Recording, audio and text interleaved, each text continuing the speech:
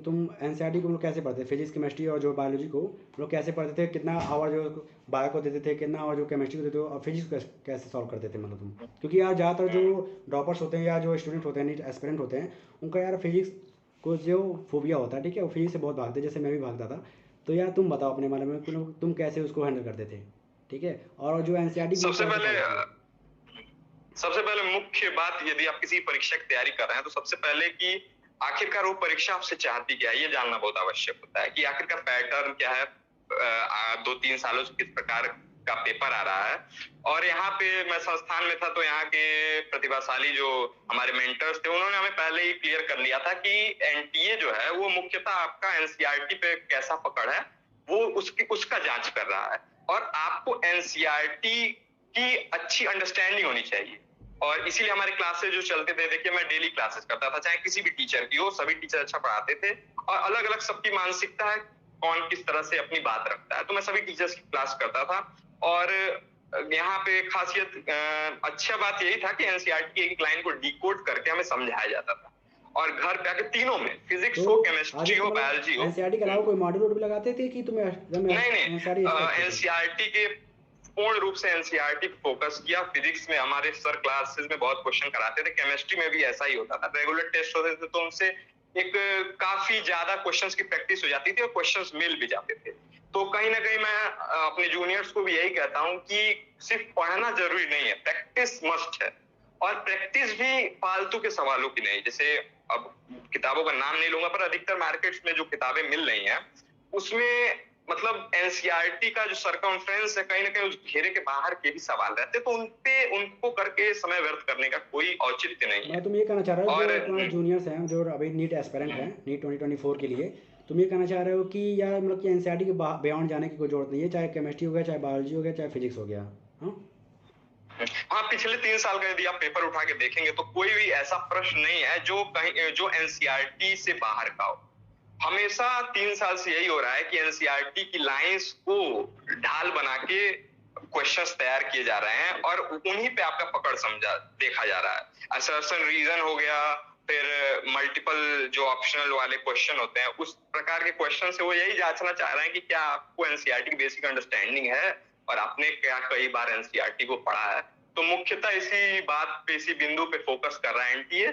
और इस पे जो कैंडिडेट फोकस करेगा वो 700 प्लस आराम से तो स्कोर करने तो में हो आदित्य रहा अच्छा बताओ, जो अभी जो ड्रॉपर्स हैं, जो हमारे जिसका सेकेंड अटैम्प, थर्ड अटैम्प, या जो फ्रेशर हैं, या जिनका फोर्थ अटैम्प हो चुका, ऑलरेडी हो चुका है, तो उनको क्या कहना चाहोगे? मतलब कि अपना एक्सपीरियंस शेयर करो, मतलब क्या तुम उनको कहना चाहोगे कि ये गलतियाँ, क्या गलतियाँ ना करें जो तुम पहले कर चुके थे या कर रहे थे, ठीक है, जो इस बार गलती तुमने नहीं किया, तो मतलब उनको क्या कहना चाहोगे तुम कि कैसे वो पढ़ें, है। ठीक है? देखिए, चाहे लड़का फ्रेशर या ड्रॉपर, सबके लिए रणनीति अलग अलग होती है। अब अगर आप 1 साल के ड्रॉपर हैं, आपके लिए अलग रणनीति है, 2 साल के, 3 साल के अलग रणनीति है। जो फ्रेशर होता है वो कहीं ना कहीं इसलिए मात खा जाता है क्योंकि उसे लगता है कि 2 साल का समय पर्याप्त है, वो कवर कर लेगा। तो कहीं ना कहीं पहले साल 11th में, फर्स्ट ईयर में वो ढीलापन वो अपनाता है और यहीं पे वो पीछे रह जाता है। देखिए, कंपटीशन का जमाना है, 24 लाख बच्चे नीट का फॉर्म भर रहे हैं और उसमें से कई लोग 1 साल 2 साल पढ़ के यदि दे रहे हैं तो कहीं ना कहीं उनका अप्रोच जो होगा और उनकी जो स्पीड होगी, जो प्रिसीजन होगा, वो आपसे कहीं ना कहीं बेहतर होगा। तो आप फर्स्ट ईयर से ही सीरियस हो जाइए। अगर समय बचाना चाहते हैं, फर्स्ट ईयर से सीरियस हो जाइए, शिक्षकों की बात को सुनिए, पैटर्न को देखिए और एनसीईआरटी पे फोकस कीजिए। और ड्रॉपर्स के लिए मैं यही कहना चाहूंगा, देखिए कोई 200 नंबर, 300 नंबर, 400 नंबर, 500 नंबर, ये बहुत बड़ी बात नहीं है। बड़ी बात यह है कि कौन अपनी गलतियों को कितना जल्दी सुधारता है, महत्व तो ये रखता है। तो हमें यही प्रयास करना चाहिए कि सबसे पहले घर आके, नीट का पेपर यदि आप घर आके देख रहे हैं तो एनालाइज कीजिए कहाँ मेरे गलती हो गई, या मेरी फिजिक्स पे कहीं मैं मात खा गया, केमिस्ट्री मेरी वीक है, या बायो मैंने एनसीईआरटी पे ध्यान नहीं दिया, तो उसे एनालाइज कीजिए और फिर अगले साल की तैयारी उसी को मतलब बेस बना के चालू कीजिए। गलतियां कम कीजिए, सेलेक्ट जरूर होंगे। गलतियों पे ही हम कहीं ना कहीं टाल देते हैं, आलस के कारण या फिर किसी और कारण से हमें चीजें आती हैं। और सबसे पहले ये सोचिए ना कि आप भले कितने भी साल के ड्रॉपर हो, आपको यदि कक्षा में बैठना है तो यही सोच के बैठना है कि आप विद्यार्थी हैं, सीखने के लिए आए हैं। आपको चीज बिल्कुल। पढ़ चुके हैं, आती है, उससे मतलब नहीं है। बार बार पढ़ेंगे तो और आपका जो रिस्पॉन्स टाइम होगा एग्जाम में वो कम होगा। तो आदित्य अच्छा ये बताओ कि तुम फिजिक्स को कैसे पढ़ते थे, मतलब फिजिक्स को मतलब कैसे तुम सॉल्व करते थे, अटेम्प्ट करते थे? फिजिक्स जैसा कि अक्सर नीट के एस्पायरेंट्स का होता है, मेरी भी कमजोर थी। पिछले साल ना सेलेक्ट होने का कारण भी यही था।